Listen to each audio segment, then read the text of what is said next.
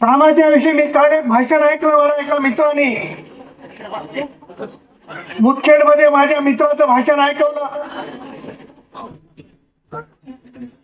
त्या भाषणामध्ये कुठेही असं म्हणाले नाही की मला मुदखेडमध्ये हे करायचंय, मला मुदखेडमध्ये ते करायचंय. ते भाषणात म्हणाले की लोक आज माझ्या वडिलाला बोलायला लागले, लोक आज माझ्या वडिलांवर टीका करताय. मी अतिशय नम्रपणाने सांगतो, आदरणीय शंकररावजी चव्हाण साहेबांच्या बद्दल मीच नाही, आमचा कुठलाही राष्ट्रवादीचा पदाधिकारी कार्यकर्ता बोलला नाही आणि बोलू शकत नाही.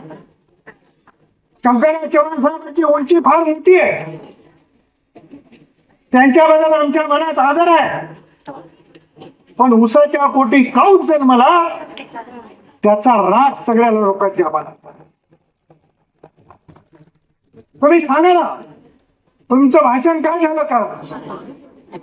अरे तुम्ही मुख्याला विकासावर गप्पा मारा,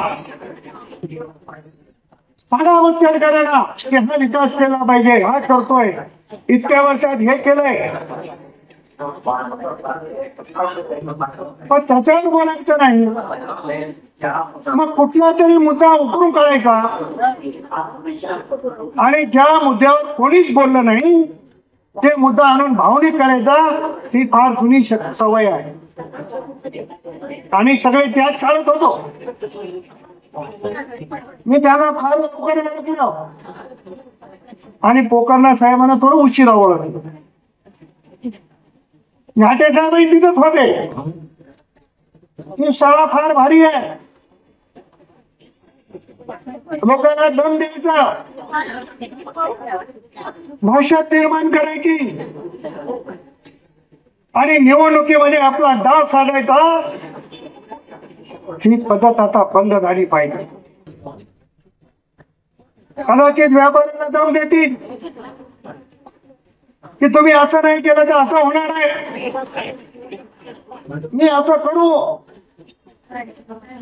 आता हे उसणं अवसन आणायचा कार्यक्रम मुदखेडमध्ये चालू आहे.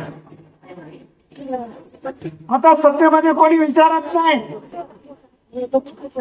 परवा तुम्ही भारतीय जनता पक्षाची जाहिरात बघा, ज्याच्यामध्ये पक्षाचे अर्ज मागवले गेले.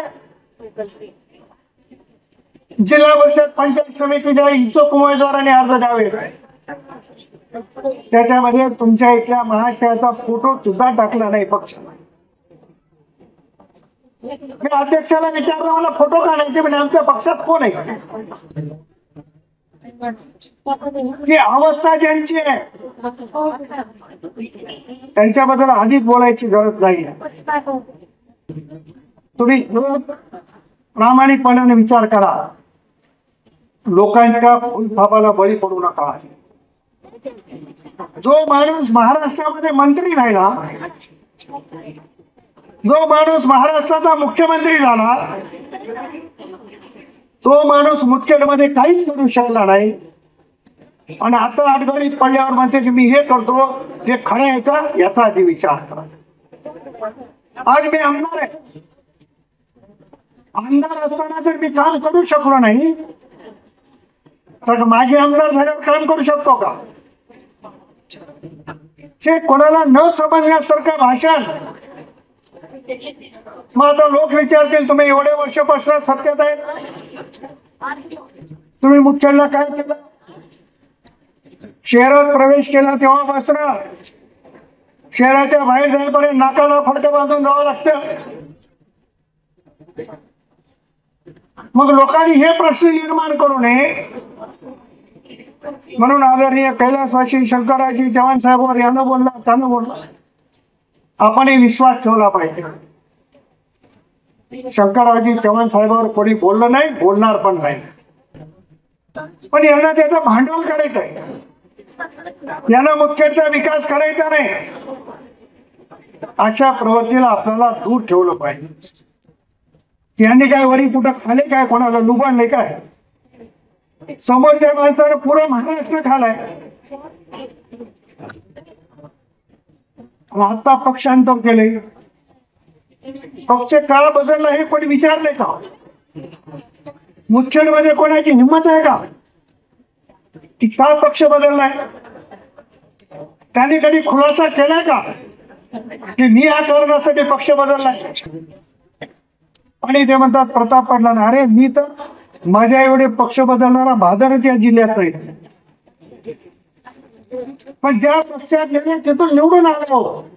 त्याचं कारण आहे की समोर बसलेली जनता, या जनतेसोबत आमची नाळ जोडलेली आहे, या जनतेसोबत आमचं नातं निर्माण झालंय.